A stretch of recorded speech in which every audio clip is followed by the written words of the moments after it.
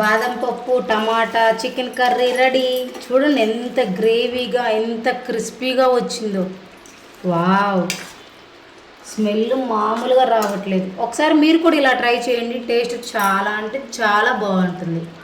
Hello, hi, నమస్తే. నేను మీ జ్యోతి. ఈరోజు మన వీడియో వచ్చేసరికి బాదం పప్పు టమాటా ఆనియన్స్ వేసి చికెన్ కర్రీ చేస్తున్నానండి. చాలా అంటే చాలా బాగుంటుంది.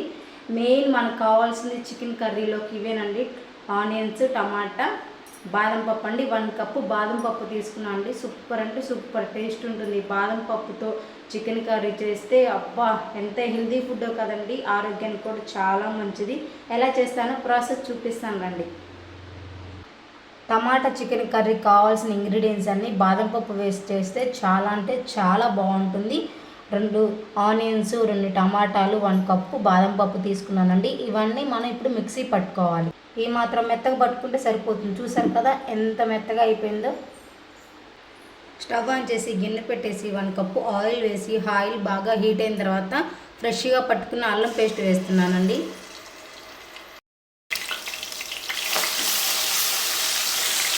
చూసారు కదా, అల్లం పేస్ట్ ఇట్లా తిప్పేసి కొంచెం వేగిన తర్వాత మనం ముందే పట్టుకున్న మసాలా పేస్ట్ వేసేద్దాం. మనం ముందే మిక్సీ పట్టుకున్నాం కదండి, ఇదంతా వేసేసుకుందాం. అంతా వేసేసి ఒకసారి అట్లా కలిపేసామనుకో, ఇంకా మనం ముందే కడిగి పెట్టుకున్న చికెన్ అంతా వేసేయచ్చు. వావ్, స్మెల్ అయితే భలే వస్తుందండి. అల్లం పేస్ట్ ఇప్పుడే పట్టానండి, అది కూడా అందుకే ఫ్లేవర్ చాలా బాగుంది. చూడండి, ఆయిల్ అంతా సపరేట్ అవుతుంది. ఇదంతా బాగా కుక్ అవ్వాలి. ఇది కుక్ అయ్యేలోపు మనం చికెన్ ప్రాసెస్ చేసేసుకుందాం. నేనైతే 1/2 కేజీ చికెన్ తీసుకున్నానండి. శుభ్రంగా కడిగేసి పక్కన పెట్టేసుకున్నాను. ఇదంతా వేసేద్దాం.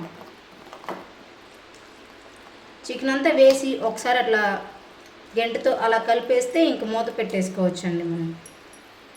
1 టీ స్పూన్ సాల్ట్, కొంచెం పసుపు. సాల్ట్ పసుపు వేసిన తర్వాత ఒకసారి గంటతో అలా కలిపేసి ఇంకా మూత పెట్టేసుకుందామండి.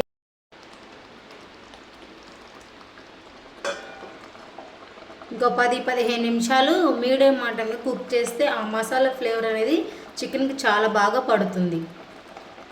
ఒకసారి మధ్య మధ్యలో చెక్ చేసుకుందామండి, అడుగునేమైనా మాడుతున్నామని. చూసారు కదా, గ్రేవీ లాగా ఆయిల్ అంతా అప్పుడే పైకి తేలింది.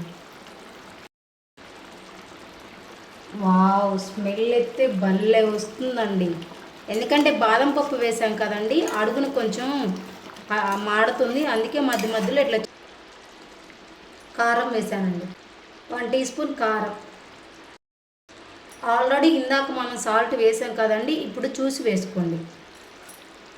ఎప్పుడైనా సరే ఉప్పు కారం వేసిన తర్వాత ఒకసారి అట్లా కలపాలండి. ఎందుకంటే కారం ఫ్లేవర్ అనేది చికెన్కి పట్టాలి కదా, తర్వాత మసాలాలు వేసుకోవాలి. చాలామంది కారంతో పాటే ధనియాల పొడి చికెన్ మసాలా వేసేస్తారు. అట్లా కాదండి, సాల్ట్ అను కారం వేసిన తర్వాత ఒకసారి అట్లా కలిపేసి ఒక 2 నిమిషాలు. వావ్, స్మెల్ అయితే భలే వస్తుందండి. ఇంత బాగా వస్తుందని అస్సలు ఎక్స్పెక్ట్ చేయలేదు. ఇంకా లాస్ట్లో 1 టీ స్పూన్ ధనియాల powder, 1 teaspoon chicken masala, ఇంకా లాస్ట్లో 1 టీ స్పూన్ గరం మసాలా వేసేసుకున్నాం. మసాలాలన్నీ వేసి అలా కలిపితే ఒక 5 నిమిషాలు అట్లా లో ఫ్లేమ్లో కుక్ చేసుకుంటే బాదం పప్పు చికెన్ టమాటా కర్రీ రెడీ. చూడండి, చికెన్ పీస్ కూడా ఎలా తునిగిపోతుందో, అంత బాగా కుక్ అయింది ఈ మసాలాలంతా. చూసారు కదా, ఆయిల్ అంతా పైకి ఎలా తేలుతుందో. ఇంకా ఫైనల్గా కొత్తిమీర వేసేసుకున్నాం. బాదం పప్పు టమాటా చికెన్ కర్రీ రెడీ. చూడండి ఎంత గ్రేవీగా ఎంత క్రిస్పీగా వచ్చిందో. వావ్, స్మెల్ మామూలుగా రావట్లేదు. ఒకసారి మీరు కూడా ఇలా ట్రై చేయండి, టేస్ట్ చాలా అంటే చాలా బాగుంటుంది.